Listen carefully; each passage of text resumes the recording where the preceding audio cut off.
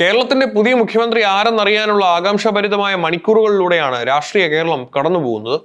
എന്നാൽ ഹൈക്കമാൻഡ് തീരുമാനം വരാനിരിക്കെ കോൺഗ്രസിലെ ഗ്രൂപ്പ് പോര് എല്ലാ അതിർവരമ്പുകളും ലംഘിച്ച് തെരുവിലേക്ക് പടരുകയാണ്. ഹൈക്കമാൻഡ് പ്രതിനിധികൾക്കും രാഹുൽ ഗാന്ധിക്കുമെതിരെ വയനാട്ടിൽ പ്രത്യക്ഷപ്പെട്ട പോസ്റ്ററുകൾ കോൺഗ്രസ് ക്യാമ്പിനെ ഞെട്ടിച്ചിരിക്കുകയാണ്. കേരളത്തിന്റെ മുഖ്യമന്ത്രിയെ നിശ്ചയിക്കാനുള്ള നിർണായകമായ ചർച്ചകൾ ഡൽഹിയിൽ അവസാന ഘട്ടത്തിൽ എത്തി നിൽക്കെ വയനാട്ടിൽ നിന്ന് കോൺഗ്രസ് നേതൃത്വത്തിന് കടുത്ത മുന്നറിയിപ്പ് ഉയരുകയാണ്.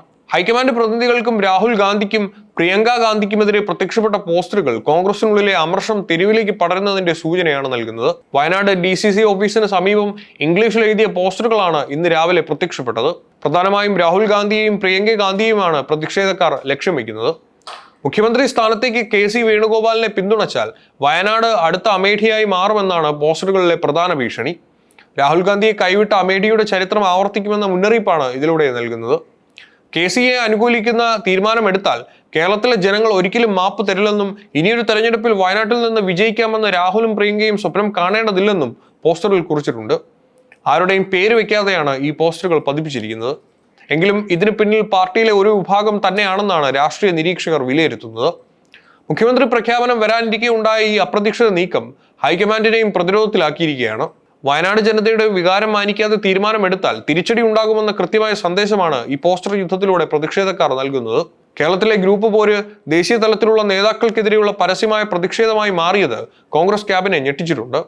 മുഖ്യമന്ത്രി സ്ഥാനത്തേക്ക് ആര് വരണമെന്ന തർക്കം ഇനി ഏതൊക്കെ രീതിയിൽ പുറത്തു വരുമെന്ന് കാത്തിരുന്ന് കാണേണ്ടി വരും. വയനാട്ടിൽ പ്രത്യക്ഷപ്പെട്ട പോസ്റ്ററുകൾ വെറുമൊരു പ്രതിഷേധമല്ല, മറിച്ച് KC വേണുഗോപാലിന്റെ രാഷ്ട്രീയ വ്യക്തിത്വത്തെ പോലും ചോദ്യം ചെയ്യുന്ന അതിരൂക്ഷമായ വിമർശനങ്ങളാണ്.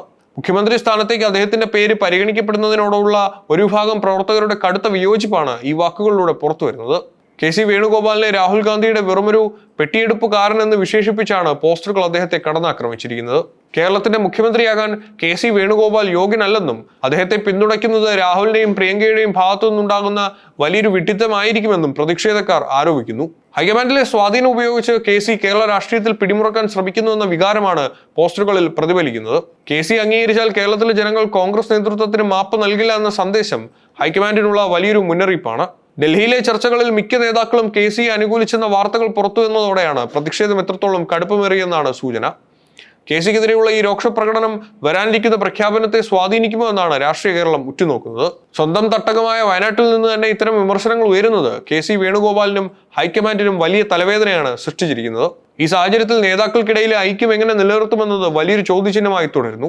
അതേസമയം കേരളത്തിലെ പുതിയ മുഖ്യമന്ത്രി ആരെന്ന പ്രഖ്യാപനം ഉച്ചയ്ക്ക് മുമ്പ് ഉണ്ടായേക്കുമെന്നാണ് സൂചനകൾ. ഡൽഹിയിൽ നടന്ന ചർച്ചകളിൽ ഭൂരിഭാഗം നേതാക്കളും KC വേണുഗോപാലിനെ പിന്തുണച്ചതായാണ് വിവരം. എന്നാൽ ഏകപക്ഷീയമായ പ്രഖ്യാപനം ഉണ്ടാകില്ലെന്ന പ്രതീക്ഷയിലാണ് VD സതീശൻ, രമേശ് ചെന്നിത്തല ക്യാമ്പുകൾ. തനിക്ക് ഈ വിഷയത്തിൽ മുൻവിധിയില്ലെന്നും എല്ലാ വശങ്ങളും ആലോചിച്ച് തീരുമാനമെടുക്കുമെന്നും രാഹുൽ ഗാന്ധി നേതാക്കളെ അറിയിച്ചിട്ടുണ്ട്. ഭരണഘടനാപരമായ തീരുമാനങ്ങൾ എടുക്കേണ്ട ഘട്ടത്തിൽ കോൺഗ്രസിനുള്ളിലെ ഗ്രൂപ്പ് പോര് തെരുവിലേക്ക് പടരുന്നത് പാർട്ടിക്ക് വലിയ അവമതിപ്പുണ്ടാക്കുന്നുണ്ട്. ഹൈക്കമാൻഡിന്റെ അന്തിമ തീരുമാനം എന്തു തന്നെ ആയാലും അത് അംഗീകരിക്കാൻ എല്ലാ വിഭാഗങ്ങളും തയ്യാറാകുമോ എന്നതാണ് ഇനി കണ്ടറിയേണ്ടത്.